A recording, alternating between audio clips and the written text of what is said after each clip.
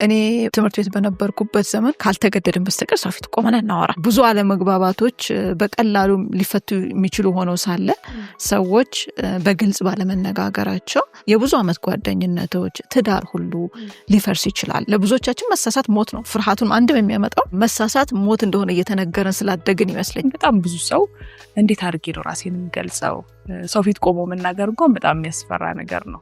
ግን ከዛ በመለስ ከአንድ ሰውም ጋር ለመግባባት ራሴን ለመግለጽ በጣም ፈራለሁኝ የሚሉ ጥያቄዎች በተደጋጋሚ ይመጣሉ። ለብዙዎቻችን እንግሊዘኛ ሁለተኛ ለአንዳንዶቻችን ሶስተኛ ቋንቋ ነው። ቃላቱን ስለማናውቅ አይደለም፣ ቃላቱን እናውቃቸዋለን። ግን ብዙ ጊዜ እንደምለው ልክ ሰው ፊት ቆመን ማውራት ሲኖርብን ይተናሉ።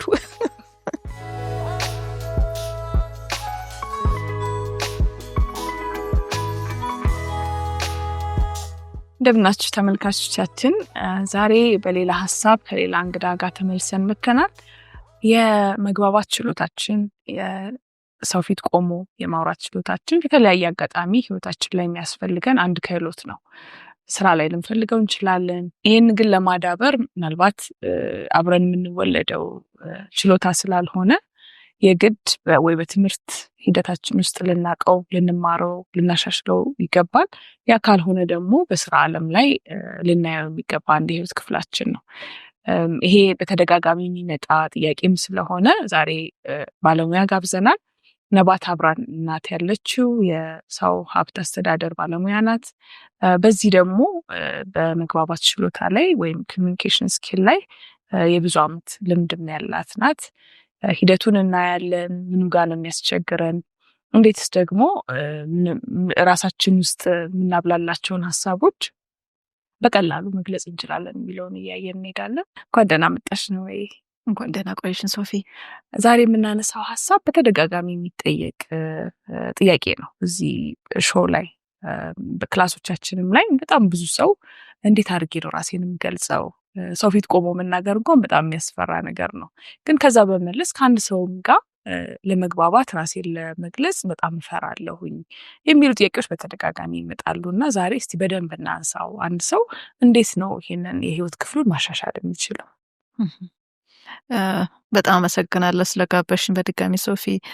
የመግባባት ችሎታ እንደ ማንኛውም ክህሎት ምንማረው ምናሳድገው ነገር ነው።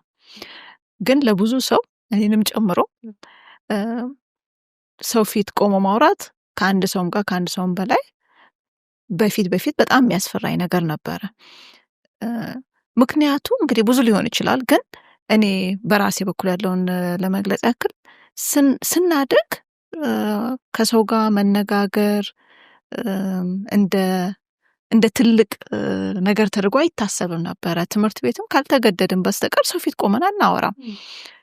ተገደን ስናወራም ደግሞ ቶሎ ጭርስ አድርገን ግብት ብለን መቀመጫችን ላይ ለመመለስ ነው ችኮላችን።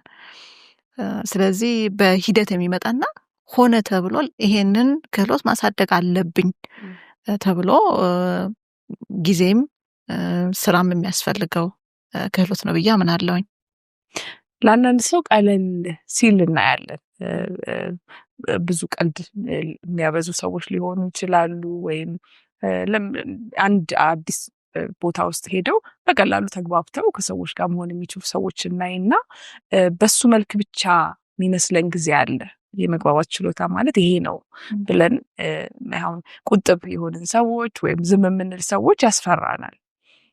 ግን የተለያየ መልክ ያለው ይመስለኛል። ሁሉም ሰው የተለያየ ስለሆነ የተፈጥሮ ጉዳይ ነው እሱ። ፐርሰናሊቲ ነው፣ አስተዳደግ፣ ኤክስፖዠር፣ እንደዚህ አይነት ነገሮች በእርግጥ አስተዋጽኦ ይኖራቸዋል። በተለይ ብዙ ጊዜ እኔ ያስተዋልኩት ምንድነው ትልቅ ቤተሰብ ውስጥ ብዙ ጫጫታ የበዛበት ብዙ ኢንተራክሽን ያለበት ቤተሰብ ውስጥ ያሉ ሰዎች ይቀላቸዋል። በትምህርት ቤት ደግሞ ከልጅነታቸው ጀምሮ አንበል ሆነው ሰዎችን ሲመሩ ልጆችን በእነሱ ስራ ያሉትን ጓደኞቻቸውን ሲመሩ የነበሩ ሰዎች ወደፊትም ደግሞ በቀላሉ ከሰው ጋር መግባባት ይችላሉ። ያንን ልምድ ከልጅነታቸው ጀምሮ ስላመጡት ብዙ አይከብዳቸውም።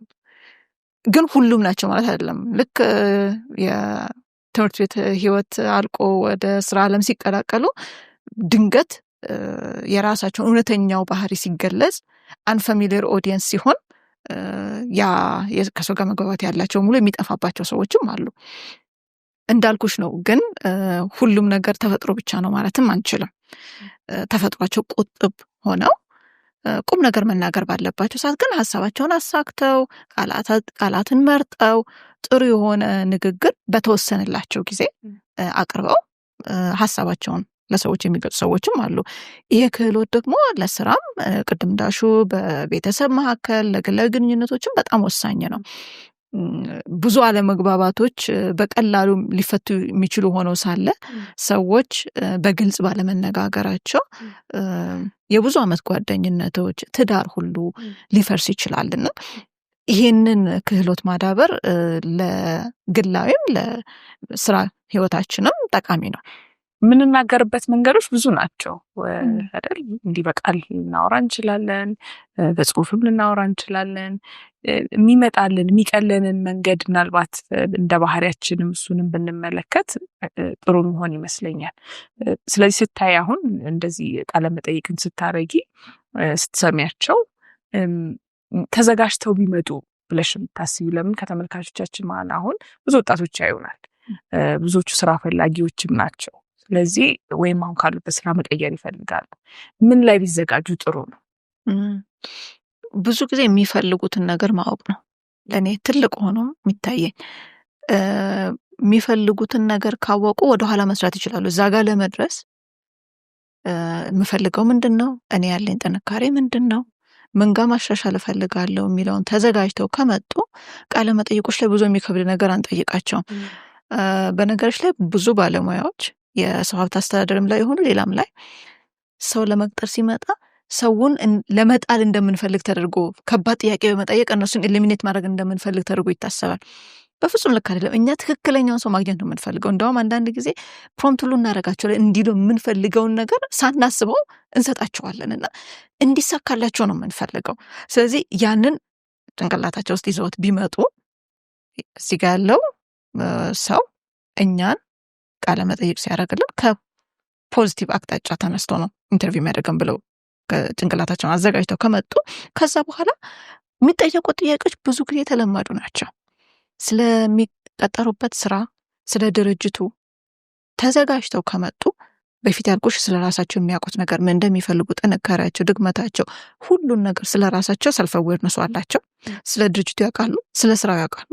ስለዚህ የሚጠየቁት ጥያቄዎች ከዚህ ውጭ ሊሆኑ አይችሉም። በዛ ላይ ተዘጋጅተው ከመጡ ቃለ መጠይቆች ከባድ አይሆኑም።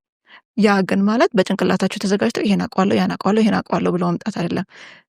ልክ ኢንተርቪው እንደሚደረጉ ሁሉ ከጓደኛቸው ጋር ሊሆን ይችላል፣ ወይም ደግሞ ጓደኛ ከሌለ የሚለማመዱበት ሰው ከሌላቸው መስታወት ፊትም ሆነው መለማመድ ይችላሉ። ለአንዳንድ ሰው መስታወት ፊት ሆናችሁ ተለማመዱ ስላቸው እንኳን መስታወት ፊት አንቺም ጋር ሆነን መለማመድ አንችልም ይሉኛል። አንዳንዴ እፈራለሁኝ መስታወት ፊት ተለማመዱ ማለት ነው። ግን ለራሳቸው ይደጋግሙት። ታሪኩን እኮ ለራሳቸው ከደገሙት ስለ ራሳቸው ንገሩን ሲባሉ ምን ቦታ ላይ ሃይላይት ማድረግ እንዳለባቸው፣ ስለ ራሳቸው ምን መግለጽ እንዳለባቸው ካጠኑ ከመስታወትም መለማመድ ይቻላል። እኔ ትምህርት ቤት በነበርኩበት ዘመን ቅድም እንዳልሹ ባህላችን ላይ ራሳችንን አናደንቅም ብለሻልና ትምህርት ቤት በነበርኩበት ዘመን ካልተገደድን በስተቀር ሰው ፊት ቆመን እናወራ።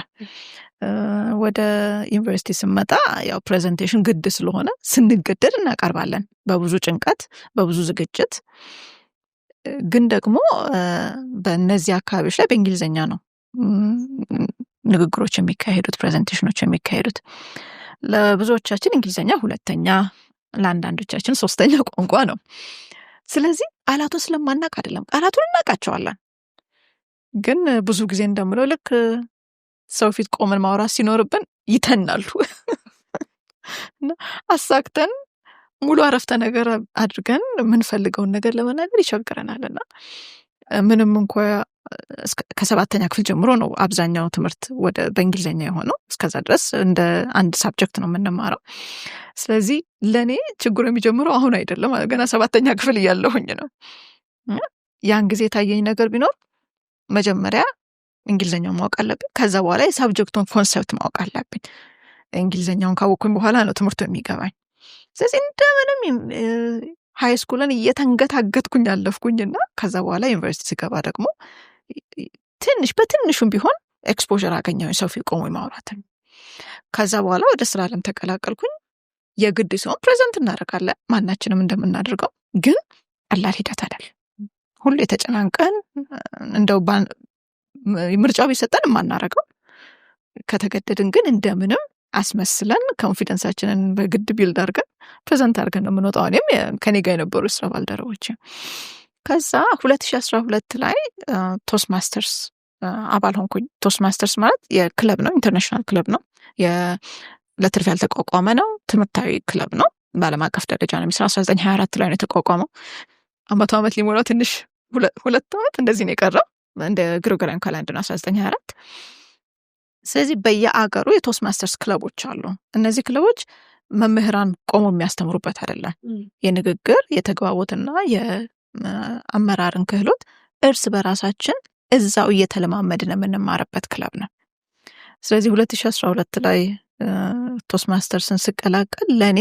ዋናው ዓላማዬ በዛ ሰዓት የሁለተኛ ዲግሪን እየተማርኩ ነበርና ፕሬዘንቴሽን እንዳይከብደኝ በቃ ምክንያቱም ቋንቋ እንደምችል አውቃለሁ ብዙ አመት ልምድ አለኝ የስራ ልምድ አለኝ ግን አሁንም ቢሆን ፕሬዘንቴሽኖች አስጨናቂ ናቸው ለብዙ ላይ መስል ይችላል ምክንያቱም እያስመሰልኩኝ ስለማልፍ ስለዚህ በዛ ምክንያት ነበረ ቶስት ማስተርስን የተቀላቀልኩት በጣም ሴፍ ኢንቫይሮንመንት ነው ለመሳሳት ይፈቀድልሻል ለብዙዎቻችን መሳሳት ሞት ነው ፍርሃቱን አንድም የሚያመጣው መሳሳት ሞት እንደሆነ እየተነገረን ስላደግን ይመስለኛል መሳሳት ምንም ችግር የለውም እየተማርሽ ነው ማለት ነው በሚቀጥለው ደግሞ ስተትሽን አርመሽ ከዛ በኋላ ደግሞ የበለጠ ተለማምደሽ የፈለግሽው ቦታ መድረስ ትችያለሽ የተባልን ያደግን ሰዎች በጣም እድለኞች ነን ብዙ አይደለንም ስለዚህ ቶስት ማስተርስ ላይ ያሉት ክለቡ አባላትም ይሄንኑ ሪኢንፎርስ ነው የሚያደርጉት መሳሳት ይቻላል ለመሳሳት መፈቀዱ ብቻ ሳይሆን ከስተት እንድንማርም ይፈቀድልናል ከኛ የበለጠ ልምድ ያላቸው ብዙ አመት የቆዩ ሰዎች ሜንተር ተደርገው ይመደቡልናል ግን እኛንም ሜንተራችንን ቀድመን ኮንታክት ማድረግ ያለብን ሜንተር እንደተመደበልን እኔ መጀመሪያ የተመደበችልኝ ሜንተር አላማዬን በግልጽ መንገር ነበረብኝ ይሄን ነው ማሳካት የምፈልገው ይሄ ደግሞ ይቸግረኛል ቻሌንጆች እዚህ አካባቢ ናቸው ብዬ መንገር ነበረብኝ በዛ መሰረት እሷ ጋይድ አደረገችኝ እያንዳንዱ ንግግር ስጽፍ ፊድባክ እየሰጠችኝ የተለማመድኩትን እያየችልኝ ንግግር ሳደርግ ደግሞ ልክ ፊድባክ ይሰጣል ንግግሩ ካለቀ በኋላ እሷም ደግሞ በተጨማሪ እሷ ያየችውን እየነገረችኝ በዛ መሰረት ነው የቶስት ማስተርስ ጉዞዬን የጀመርኩት ስለዚህ አሁን 2012 ግሪጎሪያን ካላንደር አሁን 2022 እንግዲህ ሴፕቴምበር ሲመጣ 10 አመት ቆየሁኝ ማለት ነው ብዙ ነገር ተመረየበታለሁ በዛ ሂደቱ እንግዲህ ለፕሬዘንቴሽን ብለሽ ጀምረሹ እነዚህ ሁሉ አመታት አልፈዋልና ምናልባት ተመልካቾቻችን ይሄ ሁሉ ጊዜ ይፈጃል እንደ ይሄ ነገር ማለት ከዩኒቨርሲቲ ዲግሪ ምናልባት ማስተርስ በላይ ሊመስል ይችላልና ምን አቆየሽ እዛ ላይ ምን ያዘሽ አሁንም አለሽ እዛ ጋርና እሱን እንየው የሰው ልጅ በተፈጥሮ ማወቅና መለወጥ ይፈልጋል እዚህ ጋር ደረስኩኝና ከዚህ በኋላ አያስፈልገኝም ብሎ ነገር የለም በእርግጥ መጀመሪያ እንደገባሁኝ ወዲያውኑ ንግግር ማድረግ አልጀመርኩኝም በጣም ያስፈራል ምንም ልምድ ሳይኖር በግድ ብቻ ለስራ ወይም ለትምህርት ብቻ ፕሬዘንት ስታደርጊ ቆይተሽ ከዛ በኋላ በግልሽ ደግሞ ጆይን ስታደርጊ ወዲያውኑ ንግግር አትጀምሪም ስለዚህ መጀመሪያ ያደረኩት እኔ ሰዎች ንግግር ሲያደርጉ ማዳመጥ ነው በነገርሽ ላይ ቶስት ማስተርስ መናገር ብቻ አይደለም በጣም ጥሩ አዳማጭም ያደርጋል ምክንያቱም የተሻለ ንግግር ማድረግ የምትችይው ንግግሮችን ሰምተሽ ቴክኒኮቹን ከነሱ ስትማሪ ነው በጣም ብዙ ኦንላይን ላይ በጣም ብዙ ሪሶርሶች አሉ ግን ደግሞ ንግግሮች ሰዎች ሲያደርጉ ምንድነው ይሄን ንግግር በጣም ኢፌክቲቭ ያደረገው ምን ጋስ መሻሻል ይችል ነበር ኢቫሉዌተሮች ፊድባክ ሲሰጡ ያን ቁጭ ብዬ ነበር የምሰማው የመጀመሪያውን 3-4 ወር ምንም አይነት ንግግር አላደረኩኝም ምክንያቱም ለልምምድ ጊዜ ነው ለኔ ያን ጊዜ እድል የሚሰጠን እንግዳ ሆነን ነው መጀመሪያ ይሄድ ነው ወዲያውኑ አባል አልሆንንምና ከኔም ጋር ጆይን ያደረጉ ሰዎች እንደ እንግዳ ስንሄድ በጣም በቀላሉ ከአንድ ደቂቃ በታች በ20 ሰከንድ በ25 ሰከንድ ራሳችንን ማስተዋወቅ ምን እንደተማረ ምን እንደምንሰራ ተማሪ ከሆኑ የሚማሩት እናገራለን የሚሰሩ ከሆኑ ምንሰራው እንናገራለን ከዛ በኋላ የቀን ቶፒክ የምትባላለች እንዳልኩሽ ከአንድ ደቂቃ በታች ነው ያ ጥሩ ኮንፊደንሳችንን ቢልድ ለማድረግ ረዳን ከአንድ በየ2 ሳምንት ነው የሚደረገው የአሁኑ ሳምንት አንድ ነገር እናገራለሁ የሚቀጥለው ሳምንት የተለየ ነገር እናገራለሁና ከትንንሽ ቤቢ ስቴፕስ ነው አይደል ይባላል። በትንሹ ነው። በአንድ ጊዜ ወዲያውኑ የ10 ደቂቃ ንግግር አድርጌ የሚል የለም። 10 ደቂቃ በጣም ረጅም ነው። አሁን ደግሞ 10 ደቂቃ ያጥር ጀምሯል። በጣም ልምድሽ እያደገ ሲሄድ የምትይውም ነገር ይኖርሻል። የግድ ደግሞ ንግግር ለማድረግ ደግሞ ስትዘጋጅ ስትጽፊ ታነቢያለሽ። ከአንቺ የተሻሉ እውቀት ያላቸው ልምድ ያላቸውን ሰዎች ንግግር ታያለሽ። ደስ የሚለው ነገር ደግሞ የበለጠ ራስሽን ቻሌንጅ ባረግሽው ነገር የበለጠ ትማሪያለሽ። ስለዚህ እኔን ያቆየኝ መጀመሪያ የገባሁለትን ዓላማ አሁን አሳክቻለሁ ብዬ አስባለሁ። ያ ማለት ግን አልፈራም ማለት አይደለም። አሁንም ቢሆን ጊዜያት አሉኝ ልክ በራስ የመተማመን ስሜቴን መቀመቀም የሚከቱልኝ። ግን ያንን ኦኬ አሁን እየፈራሽ ነው፣ ፍርሃትሽን እወቂው፣ ሪኮግናይዝ አድርጊው፣ ተንፍሺ እያልኩ ራሴን እየነገርኳት ፍርሃቴ ለእኔ እንዲሰራ ነው እንጂ እኔ ለፍርሃቴ እንድሰራ ሳይሆን ፍርሃቴ ለእኔ እንዲሰራልኝ ነው የማደርገው። አሁን ንግግር ሳደርግ ያቆየኝ ነገር በየጊዜው አዲስ ነገር መማሪ ነው። ትምህርት አያልቅም። አሁንም ቢሆን ብዙ ይቀረኛል። እንግዲህ ሂደቱን ተመልካቾቻችን እንዲረዱትም በዚህ ውስጥ እያየነው እንድንሄድ ብዬ ነው። ከመሀል ቴክኒኮች እናንሳ። የመጀመሪያዋ ከ20 ሰከንድ ጀምሮ እንግዲህ ከማስተዋወቅ አይደለ፣ ከዛ 1 ደቂቃ ነው አይደል፣ 3 ደቂቃ እንደዚህ እያለ እያደገ አይደል የሚሄደው። ስለዚህ የመጀመሪያዋን ስፒች ለማድረግ ንግግሯን ለማድረግ በተወስት ነው የሚጀመረው። መጀመሪያ ሲጀመር ራስን ከማስተዋወቅ ነው። ቲም ቶፒክ ሰልፍ ኢንትሮዳክሽን ከሚለው ራስን ማስተዋወቅ ራሱን የቻለ ማለት 1 2 3 ነገሮች በዛ ውስጥ አሉት። ስም እናስተዋውቃለን፣ ምንሰራበትን እንናገራለን አይደል? ሌላ ምን ጨምረው ነገር አለ እዛ ውስጥ? ብዙ ጊዜ ያ ይበቃል። ሁለቱ ይበቃል። ማን እንደሆነ ለመናገር ስማችንን እናስተዋውቀን፣ ምን እንደምንሰራ ወይም ትምህርት ላይ ካሉ ደግሞ ትምህርታቸውን ካስተዋውቁ ይበቃል። እሱን ተነስቶ መናገርም ያስፈራል እኮ። ልክ ነው አይደል? መጀመሪያ ቀን ጽፌያታለሁኝ እኔ ምናገራትን ስሜ ራሱ ረስቼ አውቃለሁ። ራስሽን አስተዋውቂ ተብዬ ተነስቼ ስሜን ረስቼ የቀኑ ቶፒክ ላይ ኮሜንት አድርጌ ቁጭ ብዬ አውቃለሁ። እና ተጨበጨበልኝ። ከስተት ነው የምንማረው አይደለ? ተጨበጨበልኝ። ስለዚህ በሚቀጥለው ስመጣ ጻፍኳት፣ ምን ስትራክቸሩን ጻፍኩኝ። ከልምምድ በኋላ ግን ስትራክቸሩ በጭንቅላታችን ይመጣል። ሳንዘጋጅ ነው አውትላይኑን እናየዋለን። እሷን እስቲ እንመልከት። አንድ እንግዲህ ማድረግ የምንችለው ልምምድ ምን ልንናገር የፈለግነውን ነገር እንግዲህ ስም እስከ መርሳት ሊያደርሰን ስለሚችል መጻፍ ነው አይደለ? እሱን እስቲ እንየው። መጽሐፍ እንዴት ነው የምንጽፈው? ምን ይመስላል? ራሱ የአቀማም ስትራክቸሩ ምን ይመስላል? ቶስት ማስተርስ ላይ ደረጃ በደረጃ ነው። ራሳችንን ማስተዋወቅ ላይ እንዳልኩሽ ስምና የት እንደምንሰራ ብቻ ነው። ወይም ደግሞ የቀኑ ቶፒክ ላይ ሀሳብ ከመጣለን እዛ ላይ ኮሜንት ማድረግ እንችላለን። ግን ስፒቾች፣ ዋና ንግግሮችን መጽሐፍ ላይ መጀመሪያ ነገር ስለምንናገረው ነገር በደንብ ማወቅ እንዳለብን፣ ሪሰርች ማድረግ እንዳለብን ጋይድ የሚያደርገን ዶኪመንት አለ። ከምን ሶርሶች ደግሞ ሪሰርቻችንን ከምን ሶርስ ማድረግ እንዳለብንም ጋይድ ያደርገናል። ከዛ በኋላ ደግሞ ኦዲየንሳችን ማን ነው? ብዙ ጊዜ የቶስት ማስተርስ ክለብ አባላት በተመጣጣኝ የሆነ የእድሜ የስራ ኤክስፖዥር ወይም የትምህርት ኤክስፖዥር አካባቢ ያሉ ሰዎች ናቸው። ስለዚህ ኦዲየንሱ ሞርለስ እናውቀዋለን። ስለዚህ ለኦዲየንሱ በሚመጥን መልኩ በጣም ከነሱ በታች ሆኖ የማዳመጥ ፍላጎት እንዲያጡ አይፈልግም። በጣም ደግሞ ቴክኒካል ሆኖ እነሱ ይሄ ነገር በቃ አይገባኝም በዚህ ነው የሚያልፈው ብሎ ጥለውት እንዲሄዱም አይፈለግም። ስለዚህ የኦዲየንሱንና ፍላጎት ያማከለ ስፒች እንዲሆን ይፈለጋል። ስለዚህ ኦዲየንሳችን እናውቃለን፣ ሳብጀክታችን እናውቃለን። ከዛ በኋላ አውትላይን እንድናወጣ ነው የምንበረታታው። መክፈቻው ላይ ምን እላለሁ? መክፈቻው በጣም ወሳኝ የሚሆነው የሰዎችን ኢንትረስት ምን ይዝበት ነው፣ ፉክ የምናረግበት ነው። ስለዚህ በጥያቄ ነው መጀመር የምፈልገው፣ አባባል ነው፣ ምሳሌ ነው፣ ፐርሰናል ስቶሪ መንገር ነው፣ እንዴት ነው የምጀምረው የሚለውን እንወስናለን።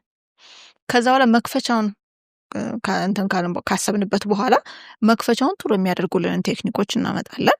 ከዛ ደግሞ ዋናው የንግግራችን ክፍል አለ። ምሳሌዎች መስጠት ሊሆን ይችላል፣ ደጋፊ ማስረጃዎችን ማቅረብ ሊሆን ይችላል፣ ቅድም ላይ የተጀመረውን ታሪክ መቀጠል ሊሆን ይችላል፣ እያፍታቱ እያብራሩ። ከዛ ደግሞ መጨረሻ ላይ ምንድነው መልእክቴን ማስተላለፍ የምፈልገው፣ መቋጫው ምንድን ነው የሚለውን እንጽፋለን። ከአውትላይኑ ተነስተን ሙሉ ስፒቻችንን እንጽፋለን ማለት ነው። ከዛ በኋላ አንሸመድደው። እኔ መጀመሪያ የተሳትኩት እሱን ነበር። እኔ መሰለኝ የነበረው በቃ ይሄንን የ7 ደቂቃ ንግግር ሽምድድ አድርጌ ይዤ ምንም ሳልሳሳት የጻፍኩትን በሙሉ ማንበብ አለብኝ ብዬ ነበር ያሰብኩት ሜሞራይዝ አድርጌ። በጣም ትልቅ ስህተት ነው። ምክንያቱም ልክ አንድ አረፍተ ነገር ከመካከል ሲጠፋ እንደ ጠፋኝ ስለማቅ ሌላው ሁሉ ይጠፋል። ሀሳቡ ሁሉ ይጠፋል። ስለዚህ መሸምደድ እንደሌለብኝ ሁሉን ነገር ሜሞራይዝ ማድረግ እንደሌለብኝ ተማርኩኝ። ያው በሂደት ነው። ከዛ በኋላ ደግሞ እንዴት አድርገን ሂውመር እንጨምርበት የሂውመር አስፈላጊ ሲሆን ሂውመሩ እንዴት እንጨምርበት የሚለውን የሪሰርች ፋይንዲንጎች እንዴት ደግሞ እንበል እናስተዋውቅ የሚለውን የተለያዩ ኢንትረስቲንግ የሆኑ ፐርሱዌሽን ነው ኢንስፓየር ማድረግ ነው ወይ ቴክኒካል ፕሬዘንቴሽን ለኦዲየንሱ በሚገባ ቋንቋ ማውራት ነው ወይ የሚለውን የተለያዩ አይነቶች የስፒች አይነቶች ስላሉ በዛ በጋይድ ላይኑ መሰረት ነው ዴሊቨር ሳደርግ የቆየሁት። አሁን ደግሞ የበለጠ ሲስተሙ ተሻሽሏል። ብዙ ነገር ኦንላይን ነው። ቶስት ማስተርስ ሙሉ በሙሉ ወደ ኦንላይን ፕላትፎርም ሄዷልና ሚቲንጎች በአካልም የሚደረጉ አሉ፣ በዙም ኦንላይን የሚደረጉም አሉ። ግን ጋይድ ላይኖቹ ኦንላይን አቬላብል ናቸው ለሁሉም ሰው ሜምበር ለሆነ በሙሉ። ቪዲዮዎች አሉ፣ ቱቶሪያሎች አሉ፣ ጥያቄዎች መጠይቆች አሉ፣ ሰልፍ አሰስ የምናደርግበት። ስለዚህ እነዛን ሁሉ ተጠቅሜ ነው አሁንም ማወቅ የምፈልጋቸውን ነገሮችም ከዚህ በኋላ ማወቅ የምፈልጋቸውን ነገሮች ለማወቅ ጥረት የማደርገው። ወደ እርስ በርስ ደግሞ ወዳለን ግንኙነቶች እንምጣና ምናልባት ከልምድሽም ልትነግሪኝ ትችያለሽ። እዛ ጋር እየተለማመድሽ ከነበርሻቸው የወሰድሽውና ልጆችሽም ጋር የምትሞክሪው ምናልባት ከባለቤትሽም ጋር እነዚህ ነው ስጄ ሞከርኳቸው የምትያቸው ነገሮች ካሉ የተባለውን ሳይሆን ያልተባለውን ማዳመጥ የሚለውን በወስድ ደስ ይለኛል። ምክንያቱም ሰዎች ብዙ ጊዜ በተለይ በእርስ በርስ ግንኙነት ላይ እንዲባል የምንፈልገው ሳይሆን ያቀልኛል ታቀልኛለች የምንለው ነገር ብዙ ነገር አለ። ታውቃለች፣ ይሄንማ ታውቃለች፣ ስለዚህ መንገር አያስፈልገኝም፣ ይሄንማ ያውቃል፣ ማወቅ አለበት፣ ይሄን ሁሉ ዓመት አብረን ኖረን ልንል እንችላለን። ያ ግን የችግሮች ሁሉ መነሻ ነው። ስለዚህ የተባለውን ብቻ ሳይሆን እንዲባል የተፈለገውን ሆነ ብሎ ማዳመጥን ተምሬያለሁኝ። ከልጆች ጋር እንግዲህ የኔጎሽዬሽን ስኪል የድርድር ባህሌን ነው ያዳበርኩት። በጣም ችኩል ነኝ እኔ በተፈጥሮዬና ከችኩልነት ረጋ እንድል እንድጠይቅ አንድ ነገር ሲጠይቁ ለምን እንዴት ብዙ ማዳመጥን ተምሬያለሁኝ። የተወሰኑ ማንደራደርባቸው ነገሮች አሉ። ያን ግልጽ አድርጎ ማስቀመጥ፣ ምን ለመደራደር ክፍት ነው፣ ምን ለመደራደር ክፍት አይደለም የሚለው በግልጽ ማስቀመጥ። ከዛ ውጭ ያለው በጣም የተወሰኑ ነገሮች ናቸው ማንደራደርባቸው፣ ከእሴት ጋር የተገናኙ ነገሮች ናቸው። ከዛ ውጭ ያለው ነገር በሙሉ ግን መደራደር እንችላለን። ስለዚህ ከኔ በእድሜ በጣም የሚያንሱ ሰዎች ጋር ስነጋገር ከልጆችም ጋር ከሌሎችም ጋር ወደ እነሱ ደረጃ ኦዲየንሱን ማወቅ የሚለውን ከልጆቼ ጋር ከሌሎችም በእድሜ ከኔ ከሚያንሱ ሰዎች ጋር ስነጋገር አፕላይ አደርገዋለሁ። ከምን አቅጣጫ ተነስተው ነው ከነሱ ባክግራውንድ ከነሱ ልምድ ተነስተው ከምን አቅጣጫ ነው ይሄን ነገር የጠየቁት ይሄን ነገር ያሉት የሚለውን ለመረዳት በጣም ይረዳኛል። ሌላው በብዙ በግል በቤተሰብ በጓደኛ መካከል ያለው ሪሌሽንሺፕ ላይ ንግግር ላይ የቃላት መረጣ በጣም ወሳኝ ናቸው። ለእኔ ቀላል ነው ብዬ በዘፈቀደ ያልኳት አንዲት ቃል ብዙ ነገር ኮስት ልታደርገኝ ትችላለች። ይህንን ማስተዋል ጀምሬያለሁኝ። እኔ በተፈጥሮ ምንም ነገር ፐርሰናሊ ስለማልወስድ ሰው ሁሉ እንደኔ ነው ማለት አይደለም። ይሄንን ተምሬያለሁኝ። ኢሞሽናል ኢንተለጀንስ እንግዲህ ላንቺ አልነግርሽም፣ ብዙ ነገር ረድቶኛል፣ ብዙ ነገር ተምሬበታለሁ። አሁን ደግሞ ብዙ ነገር መማር እንደምችል አውቃለሁኝ። መማር እንዳለብኝ ግዴታም እንደሆነ እዚህ ጋር ደርሻለሁ፣ ስለዚህ በቅቶኛል፣ ከዚህ በኋላ ምንም አያስፈልገኝም የምለው ነገር የለም። ቀጣይነት ያለው መማር እንደሚያስፈልግ የትም ምንም ደረጃ ላይ ነን፣ በስራም በግል ህይወታችን ምንም ደረጃ ላይ ብንሆን የበለጠ መሻሻል፣ ማወቅ፣ መማር፣ ራሳችንን ቻሌንጅ ማድረግ እንዳለብን ተምሬያለሁ። ሰላም፣ እንዴት ናችሁ? የግሬትነስ ሾው ከተለያዩ እንግዶቹ ጋር አብሯችሁ ላለፉት 11 ዓመት ቆይቷል። የተለያዩ ሀሳቦችን፣ እውቀቶችን፣ ልምዶችን፣ ትምህርቶችን የምንማርበት ዝግጅት ነው። ይሄ ዝግጅት ለብዙ ሰዎች ህይወት መለወጥ ምክንያት ሆኗል፣ በሀገርም ውስጥ ከሀገርም ውጪ። አሁንም ደግሞ የተለያዩ አዳዲስ ይጠቅማሉ ብለን የምናስባቸውን ዝግጅቶች ወደ እናንተ እናቀርባለን። በዚህ አብራችሁን ለመሆን ሰብስክራይብ እያደረጋችሁ ሀሳባችሁን እየሰጣችሁ ቤተሰቡ ነው።